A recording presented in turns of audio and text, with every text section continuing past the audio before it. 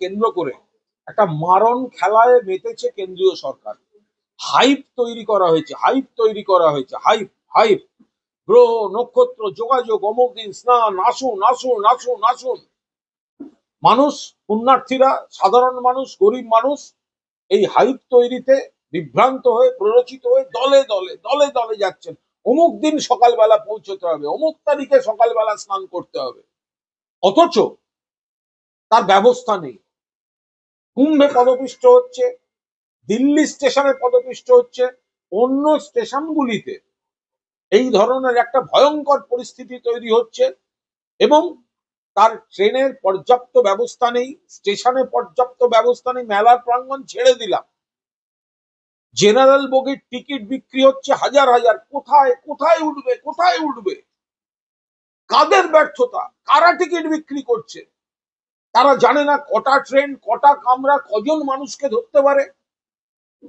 হাজার হাজার টিকিট বিক্রি করে দেওয়া হচ্ছে, মানুষ পাগলের মতো উঠতে যাচ্ছেন। তার মধ্যে আবার অ্যানাউন্সমেন্টের প্রবলেম, নারকীয় ব্যবস্থা।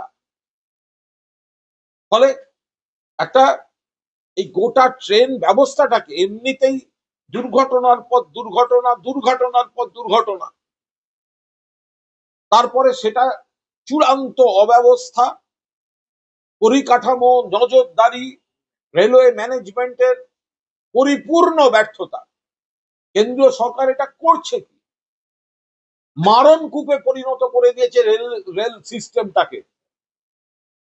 আজকে এখানে সামান্য একটা দুটো বিচ্ছিন্ন দুর্ঘটনা হলেও বিজেপি বা বড় বড় ওই কথা বলে যে সমস্ত বিরোধীরা, আজকে এই লাগাতার কুম্ভ নিয়ে যে ম্যাসাকার চলছে, মৃত্যুর মিছিল চলছে, তারপরে এদের বসে থাকার নৈতিক অধিকার থাকতে পারে? কোথায় এই সমস্ত বিজেপি নেতারা? তাদের সেনাত সিপিএম তো কোনো কথা বলছে না বিজেপির বিরুদ্ধে। রেল চূড়ান্ত ব্যর্থ, গাফিলতির পর গাফিলতি, পরিকল্পনাহীন ভাবে মানুষকে উত্তেজিত করে, ধর্মের নামে মানুষকে পুণ্যের লোভ দেখিয়ে, মানুষকে প্ররোচিত করে, উত্তেজিত করে, একই সময় একই মুহূর্তে বিপুল সংখ্যক মানুষকে সেই জায়গায় যাওয়ার আমন্ত্রণ জানিয়ে তার একটা হাইপ তৈরি করে, তারপরে তার ব্যবস্থা না রাখা, কাঠামো না রাখা, ট্রেন না রাখা, স্টেশনের ব্যবস্থা না রাখা, কুম্ভ মেলায় পরিকাঠামো না রাখা, যাতায়াতের ব্যবস্থা না রাখা, এই ভয়ঙ্কর ঘটনাগুলো ঘটছে। আসানসোলেও বিরাট ঘটনা ঘটতে পারত, বহু জায়গায়। আসানসোলে কাল যে ঘটনা ঘটতে পারত, মানে সৌভাগ্যক্রমে কোনো সেই ধরনের খারাপ ঘটনা ঘটেনি। কিন্তু এই কেন্দ্রীয় সরকার, এই উত্তরপ্রদেশ সরকার যেভাবে এই কুম্ভকে নিয়ে হাইপ তৈরি করছে, অমুক তারিখে অমুক দিন সকলকে আসতে হবে, ওটাই হচ্ছে পুণ্য,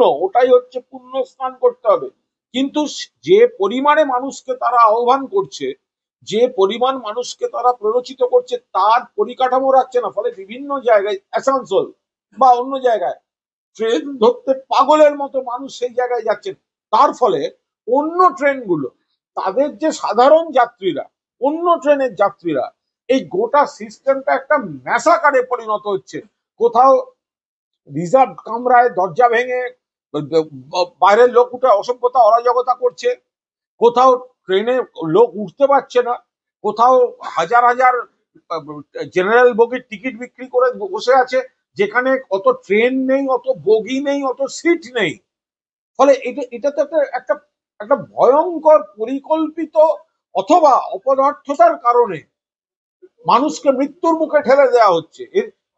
এর যথাযথ তদন্ত, এর যথাযথ বিচার হওয়া উচিত যে কাদের গাফিলতিতে এই মৃত্যু মিছিলের দিকে এগিয়ে যাচ্ছে, মানুষ এগিয়ে যেতে বাধ্য হচ্ছে, মানুষকে ডেকে এনে বিপদে ফেলা হচ্ছে, মানুষকে ডেকে এনে মৃত্যু মিছিলের দিকে ঠেলে দেওয়া হচ্ছে। দিল্লির ঘটনা কোথাও ধামা চাপা দেওয়ার চেষ্টা, কারণ প্রথম যখন আগুন লেগেছিল, কতদিন প্রাণহানি হয়েছিল, এটা মুখ্যমন্ত্রী। দেখুন, একটা অভিযোগ বারবার আসছে যে দিল্লি স্ট্যাম্পেড হওয়ার ঘটনা, দিল্লি স্টেশনের ঘটনা ধামাচাপা দেওয়ার ব্যাপক চেষ্টা হচ্ছে। একজন দায়িত্বশীল ব্যক্তি পোস্ট করেও সেই পোস্ট উইথড্র করতে হয়েছে, সেই পোস্ট পরে ডিলিট দেখা গেছে। ফলে একটা, যখন প্রথম খবরটা আসতে আরম্ভ করে, তখন দেখা যাচ্ছিল যে খবরটাকে চাপা দেওয়ার একটা চেষ্টা হচ্ছে, কিন্তু যখন দেখা গেল ঘটনাটা অতি ভয়ঙ্কর, তখন আর কেউ কারুর চাপা দেওয়ার হাতে নেই। কিন্তু দিল্লির কর্তৃপক্ষ এই ঘটনাটাকে ধামাচাপা দেওয়ার যে চেষ্টা করেছে, সেটা একাধিক জায়গা থেকে কিন্তু তার অভিযোগ এসেছে। প্রথমে বলা হয়েছিল গুজব বলা হয়েছিল, তারপর থেকে একের পর এক পর পর পর পর করা হয়েছে, পোস্ট ডিলিট, গুজব বলা হয়েছে। সেখানে কোনো পুলিশ প্রশাসনের কাউকে দেখা যায়নি, রেলের কোনো বড় কর্তাকে দেখা যায়নি। প্রথম থেকে অত ভিড় হচ্ছে জানলে জেনারেল টিকিট বিক্রিতে নিয়ন্ত্রণ আনা, রেল তো জানবে যে কটা টিকিট, কজন আসছে, কতখানি অ্যাকোমোডেশন, সেগুলো না জেনে বা জেনে যদি ঢালাও লোককে সেখানে থাকতে বাধ্য করে, তো তাহলে এই ধরনের ঘটনাগুলো ঘটেছে। তারপরে সেগুলো ধামাচাপা দেওয়ার চেষ্টা হয়েছে। বলছি একটা দিল্লির সরকার, একটা কেন্দ্রীয় সরকার, আবার রেল একটা কেন্দ্রীয় প্রতিষ্ঠান, এই ট্রিপল ইঞ্জিন সরকার কার্যকর, সেখানেও এটা এরকম। বলছি এই যে দিল্লি স্টেশনে যে ঘটনাটা ঘটেছে, কুম্ভের পরের পর ম্যাসাকার, স্ট্যাম্পেড ইত্যাদি, তারপর সেটা চলে এলো, ওটা ছিল ডবল ইঞ্জিন সরকারের ম্যাসাকার। কারণ কেন্দ্র সরকার তারা পুরোদস্তু সাহায্য করছিল যোগী সরকারকে, যোগী সরকার কেন্দ্রীয় সরকার, কেন্দ্রীয় সরকার যোগী সরকার। কুম্ভে পদপিষ্ট, আগুন, অন্যান্য সব বিপর্যয়, এটা ছিল ডবল ইঞ্জিন সরকারের ব্যর্থতা। আর নয়াদিল্লি স্টেশনে কেন্দ্রীয় সরকার, দিল্লিতে বিজেপির সরকার বা বিজেপির প্রশাসন বা ওদের পুলিশ টুলিশ তো এমনি বিজেপির হাতেই থাকে, পুলিশ তো আর আলাদাভাবে নেই, দিল্লির পুলিশটা তো কেন্দ্রীয় সরকার, হোম মিনিস্ট্রি দেখে, আর রেল। ফলে এটা তো ট্রিপল বিজেপির অভ্যন্তরীণ বিষয়। তাদের বিধায়ক নিজেই বলছেন যে তাদের মতামত নেওয়া হচ্ছে না, তাদের বিধায়ক নিজেই বলছেন যে তাদের যারা নাকি ভোটে সাহায্য করেনি, না অমুক করেনি তমুক করেনি, তাদেরকে সব বসানো হচ্ছে। এ তো বিজেপির মধ্যে এইসব গোষ্ঠীবাজি ইত্যাদি ইত্যাদি, এবং বিজেপির বিধায়ক নিজেই বলছেন। তো দেখুন, আমাদের এখানে বিধায়কদের আমাদের নেত্রী বলেন যে আপনাদের মতামত জানান। সবসময় নিশ্চয়ই সবার মতামত গ্রহণ করা সম্ভব হয় না, এত বড় দলে সম্ভব না, কিন্তু মতামত জানানোর সম্মানটা এখানে রয়েছে। আর ওখানে বিজেপির বিধায়ক আর্তনাদ করছেন, তিনি জানেনই না কে কি হয়ে গেছে। বিধানসভায় থেকে যে গুলি উদ্ধার হয়েছে, সেখানে দেখা যাচ্ছে যে উদ্ধার করা গুলিগুলো লালবাজারের পাশের একটা দোকান থেকে, এটা আমরা প্রথমেই বলেছি, আমরা এটা আগেও বলেছি যে দেখুন, এটা কোনো বৈধ অস্ত্র ব্যবসায়ী তার আড়ালে যদি অন্যায় কাজ করেন, তো পুলিশ তদন্ত করতে গিয়ে তো সেগুলো ধরছে, এটা পুলিশের কৃতিত্ব। অস্ত্র ব্যবসায়ী দীর্ঘদিন ধরে চলে আসছে, বড় বড় দোকান রয়েছে, এবং তারা বৈধ অস্ত্র ব্যবসায়ী, আগ্নেয়াস্ত্র বিক্রি করেন, গুলি বিক্রি করেন। ফলে এটা নতুন নয়, এটা বছরের পর বছর যুগ যুগ ধরে চলে আসতে। মূলত এই ধর্মতলা, বিবাডিবাগ এই চত্বরে সাবেকি কিছু দোকান আছে। এখন তাদের মধ্যে থেকেই যদি একটা র্যাকেট তৈরি হয়, যারা দুষ্কৃতীদের কাছে ঘুরপথে আগ্নেয়াস্ত্র বা গুলি সরবরাহ করেন, এটা অত্যন্ত বিপজ্জনক। এবং কোনো না কোনো ক্ষেত্রে এটি পুলিশের নজরে এসে তদন্তের সূত্রে এই রাজ্য পুলিশ, এই কলকাতা পুলিশ, এই অদ্ভুত র্যাকেটটা যে বৈধ অস্ত্র ব্যবসায়ী, বৈধ বন্দুকের বা গুলির দোকানের আড়ালে যে র্যাকেট চলছে, সেটাকে ধরেছে, সেখান থেকে একাধিক ব্যক্তিকে অ্যারেস্ট করেছে। এ তো পুলিশ ভালো কাজ করছে। আজকে ডিসি সেন্ট্রালে অফিসে গিয়ে শুভেন্দু অধিকারী অভিযোগ করেছেন হিন্দু মুসলিম প্রসঙ্গ করেছেন, বলছেন যে মুসলমানদের ছেড়ে দিয়ে হিন্দুদের ছেলে ধরে ধরে ধরছে, এবং কালী পুজোর সময় একটা গন্ডগোলের শিখ ছেলেকে অ্যারেস্ট করে দিল পুলিশ, তাকে ছেড়ে দিতে হবে এই দাবিতে। এটা কোনো কাজের কথা নয়। এখানে সবাই সমান, আইনের চোখে সবাই সমান। এখানে আইনের চোখে পুরো দস্তুর সবাই সমান। এখানে আইনে ধর্ম দেখে আইন প্রয়োগ হয় না। এখন যদি কারুর বা বিজেপির নেতাদের মনে হয় যে হিন্দু বলেই ছেড়ে দিতে হবে, হিন্দু হলে হিন্দু কার্ড, ভিকটিম কার্ড খেলবেন, আর অন্য ধর্মে সকলকে ধরে ধরে জেলে ভরতে হবে, এটা তো কোনো কাজের কথা নয়। পুলিশ তদন্তে নেমে যাকে যাদের দেখতে পাচ্ছে, তো তাদেরকে পুলিশ ব্যবস্থা নেবে, তার সঙ্গে ধর্ম আসছে করতে।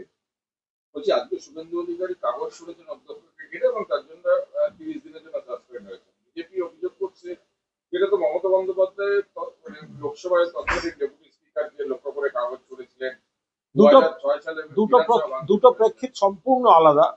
লোকসভায় মমতা বন্দ্যোপাধ্যায়কে যেভাবে সিপিএম এর সাংসদরা অপমান করতেন, উত্ত্যক্ত করতেন, এবং তাকে বলতে দেওয়া হতো না বাংলার স্বার্থে সরব হতে দেওয়া হতো না, সেটা একটা জিনিস। আর আজকের পশ্চিমবঙ্গ বিধানসভা দেশের অন্যতম, ইফ নট অনলি ওয়ান বিধানসভা যেখানে মোট সময়ের 50% বিরোধীদের জন্য বরাদ্দ করা থাকে। 50%, অর্থাৎ 50% কথা যদি সময়ে বলতে পারেন শাসক দল, তাহলে 50% সময় কথা বলার অধিকার থাকে বিরোধী দলের। এখন তারা যদি, তাদের বলার কিছু নেই, তারা যদি বলতে নাচে, গন্ডগোল করা, বিশৃঙ্খলা করা, সস্তা প্রচারের দিকে নজর দেয়া, এইদিকে চলে যান, তাহলে স্পিকার সাহেবকে কিছু না কিছু ব্যবস্থা নিতে হয়। এবং বিধানসভা ভাঙচুরের কথা বলছেন মমতা বন্দ্যোপাধ্যায়ের উপর মমতা বন্দ্যোপাধ্যায়কে যেদিন এটা আচ্ছা, তাহলে যদি তাই হয়ে থাকে, তো সেই সময় তো তিনি তো তখন তৃণমূল কংগ্রেসে প্রতিবাদ করেননি কেন? সেটা যদি কোনো অন্যায় কাজ হয়ে থাকে, তো তিনি তো তখন তৃণমূল কংগ্রেসে ছিলেন, তো প্রতিবাদ করেননি কেন? সেদিন মমতা বন্দ্যোপাধ্যায়কে যে কুৎসিত নিগ্রহ করা হয়েছিল, তারপরে সংবিধানের কাছে বিচার চাইতে আইনসভায় গেছিলেন মমতা বন্দ্যোপাধ্যায়। সেখানেও সিপিএম এর গুন্ডা যারা মানে কর্মীর ছদ্মবেশে ঢুকেছিল, তারা নানা ধরনের প্ররোচনা দেন এবং সেখানে একটা সংঘাতমূলক পরিস্থিতি হয়। তো এখানে তো সেরকম কোনো ব্যাপার নয়। এখন সিপিএম জমানায় বিধানসভাটায় বিরোধীদের কোনো জায়গা ছিল না, আর মমতা বন্দ্যোপাধ্যায় তার বিধানসভায় 50% সময় বিরোধীদের দিয়ে দিয়েছে। তো 50% সময় তো বলার জায়গা রয়েছে।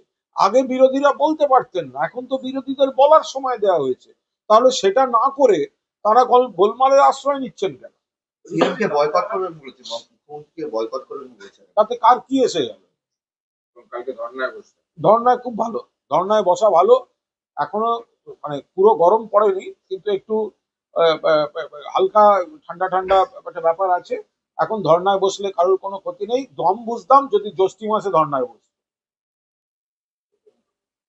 রাজারহাটে পুরস্কার করেছে স্থানীয় নেতা বিপ্লব চক্রবর্তী। এখানে দেব রাজনীতিকে আমরা সমর্থন করি। বলতে পারবো না কোথায় কোন মানে কোন একটি এলাকায় কারা কি পোস্টার দিয়েছেন বা কারা কি বোঝাতে চেয়েছেন জানি না, বলতে পারবো না। বলছি নদিয়ার কৃষ্ণগঞ্জে এনসিপির উদ্ধার করতে গিয়ে আজকে বিএসএফ আক্রান্ত হয়েছে এবং আজকে দিল্লিতে বিএসএফ এর ডিজিরা। এটা তো দীর্ঘমেয়াদী ব্যর্থতা, এটা কেন্দ্রীয় সরকারের স্বরাষ্ট্র মন্ত্রকের দীর্ঘমেয়াদী ব্যর্থতা। এই বাংলাদেশ সীমান্তটায় কখনো বাংলা, কখনো ত্রিপুরা, মানে যেদিকেই হোক, এইটা যে যথাযথভাবে নিরাপত্তার ব্যবস্থা হয়নি, নজরদারির ব্যবস্থা হয়নি, সেই সুযোগেই অসাধু চক্র কাজ করে, ওপাশ থেকে অশুভ শক্তি ঢোকে। এখন বাংলাদেশের ভেতরের একটা ঘটনার পর হঠাৎ যদি স্বরাষ্ট্রমন্ত্রক নড়ে চড়ে বসে, তারপর যদি কোনো ঘটনা ঘটে, তো সেগুলোর জন্য তো দায় তাদেরই নিতে হবে। তারাই এতদিন সময় পেয়ে, তাদের মূল উদ্দেশ্য ছিল সীমান্ত রেখা থেকে 15 কিলোমিটারের বদলে সীমান্ত রেখা থেকে 50 কিলোমিটার অব্দি বিএসএফ এর আয়ত্তে দিতে হবে পশ্চিমবঙ্গে। অর্থাৎ বিএসএফ কে দাদাগিরির জায়গা দিতে হবে 50 কিলোমিটার, যেখানে মূল সীমান্ত রেখাটাই তারা ঠিক করে পাহারা দিতে পারছেন না। তো ফলে এগুলো এখন যেগুলো সব ঘটনা, এগুলো তো তাদের এই দীর্ঘদিন তাদের এইভাবে ফাঁকা রেখে দেয়া, ছাড় দিয়ে দেয়া, ওপাশ থেকে লোক ঢুকতে দেয়া, সেইগুলো